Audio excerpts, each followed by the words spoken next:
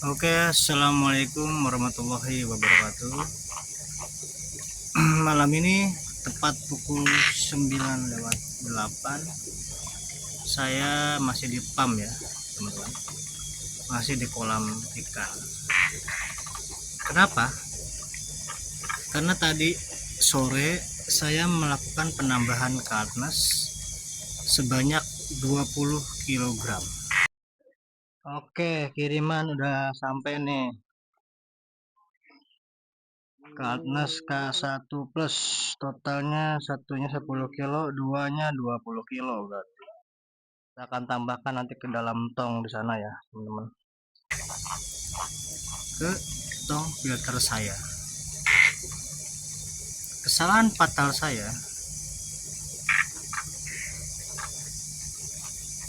langsung memasukkan karnes tersebut ke dalam tong. Ya teman-teman, ini dia karnes K1 plus. Dia masih putih ya kalau masih baru. Coba di zoom lagi. Nah, masih putih kan, bersih dia. Nah, satu karung ini 10 kilo ya. Kita akan tambahkan di sini. Karena di sini itu sebelumnya hanya 5 kilo. Jadi kita akan tambah lagi 10 kilo lagi. Kita langsung masukin aja. Bismillahirrahmanirrahim. Kartens baru ya. Ternyata kartens baru itu sangat berbahaya, teman-teman. Berbahaya. Jadi buat teman-teman yang mau nambah kartens, alangkah baiknya kartensnya di aerasi dulu di tong terpisah atau di tempat yang terpisah, di aerasi, dikasih bakteri pengurai Probio Eco, sama ini adalah air tebu lah, air tebu murni. Nah, nanti kita akan campurkan perbandingan 1:1 ya ke wadah, lalu kita akan tuang ke tong kartnesnya. Nah, tunggu sampai 1 minggu ataupun 2 minggu. Barulah setelah kartnes tersebut menghitam atau mencoklat, siap dipakai atau siap digunakan ke dalam tong filter sistem ras kalian. Itu pertama kesalahan saya. Yang kedua, saya menggunakan molase secara berlebih, yaitu 2 liter ke dalam tong saya. Tuh, sampai coklatnya kental banget. Nah, ini kedua masih harus diaduk-aduk ya, masih harus diaduk-aduk. Tuangkan saja. Bismillahirrahmanirrahim. Semoga bakteri pengurainya berhasil ditanam. Di mana molase tersebut langsung teralirkan ke dalam kolam yang mengakibatkan air kolamnya menjadi butek ya. Yang tadinya udah bening, sekarang kolamnya jadi butek lagi karena tercampur oleh molase. Itu kesalahan fatal saya yang kedua. Harusnya molase tersebut di kultur bersama dengan bibit bakterinya atau Probio Eco, banyaklah bakteri-bakteri pengurai kotoran E4 bisa.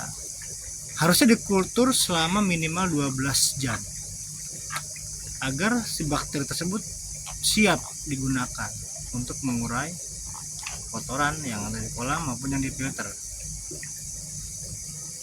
Karena jika tidak diurai, jika tidak dihidupkan dulu bakterinya, maka ini yang terjadi.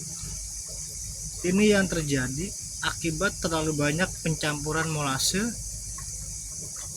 Bakterinya juga sebanyak 2 liter tadi, Probio Eco-nya. Oke, sudah dibuka. Tuang. Ini 1000 ml ya, atau 1 liter. Nah, lalu kita tuangkan air tebunya. Nah, tuangkan. Molasenya juga 2 liter. Katnasnya 20 kilo. Yang secara hitungan dari sumber-sumber YouTube ataupun chat GPT bahwa molase itu harus sesuai dengan kapasitas atau jumlah ikan dan kapasitas kolam. Akan tetapi di situ tidak dijelaskan seperti apa tahapannya. Nah, itu yang terjadi pada saya sebagai pemula ya, petani pemula. Saya memutuskan berhenti dari pekerjaan saya di salah satu perusahaan finance dan saya memutuskan untuk berbudidaya ikan nila merah. Banyak sekali lika-liku yang saya udah rasakan dan memang kesalahan saya itu orangnya senang bereksperimen ya. Eksperimen dan mencoba, membaca sepintas tanpa memperdalam lalu langsung eksekusi eksperimen yang akhirnya ya banyaklah kos yang udah keluar. Dan ini pun ya kita nggak tahu ya, mudah-mudahan ikan-ikan ini sebanyak 1000 ekor ini mudah-mudahan selamat lah,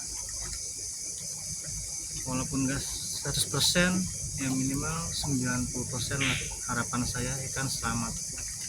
Dan ini benar-benar pukulan yang sangat menyakitkan, dimana ya nggak sedikit itu loh modalnya dan terancam bisa total mati. Ini saya share ke teman-teman pemula semua, pembudidaya yang ingin menggunakan sistem RAS, resuscitation apa namanya, oh ya itulah. Kalian harus hati-hati dalam mempersiapkan kolam tersebut. Alangkah baiknya kalian bertanya kepada pakar-pakar yang udah ada, jangan hanya menonton di YouTube, tapi alangkah baiknya kalian mengikuti kayak seminar ataupun pembelajaran dan pendampingan jika perlu oleh tenaga-tenaga ahli, agar kejadian yang saya alami ini tidak teman-teman rasakan. Oke, cukup sampai di sini vlog saya. Doakan mudah-mudahan ikan-ikan saya selamat semua, minimal 90% selamat ikannya dari 1500 ekor, mudah-mudahan ikannya selamat. Ini sedang saya lakukan penanganan. Yang pertama, cutnessnya saya angkat kembali. Cutness yang tadi saya sudah masukkan ke dalam tong saya angkat kembali sebanyak 90% lah, saya angkat semua cutnessnya, hampir semua saya angkat. Dan filtrasi saya hentikan, sistem RAS saya hentikan, dan saya menggunakan hanya aerasi sambil ini menguras atau mengurangi air ya, karena saya menggunakan pipa pembuangan 1 in. Nah seperti ini, pipa pembuangan 1 in. Jadi untuk menguras air 12 kubik ini cukup lama. Itu pun saya nggak kuras semua, paling saya kurangi sekitar 20 cm atau 30 cm gitu, sampai airnya nggak terlalu dalam lah. Berarti kedalaman di angka 50-70 cm lah, 70 cm atau 60 cm kedalaman airnya. Karena kalau dihabisin semua khawatirnya lama lagi nanti pengisian airnya, karena di sini sumber air harus beli ya. Jadi sumur di sini kurang bagus, paling sekali ngisi itu cuman setengah kubik ya. Lalu airnya kering, harus tunggu besok baru ngisi lagi sumurnya. Itu pun ya setengah kubik paling kemampuannya. Oke, cukup sampai sini teman-teman. Terima kasih yang udah nonton. Yang penting tetap semangat, jadikan pelajaran yang berharga setiap pengalaman yang ada itu sangat berharga.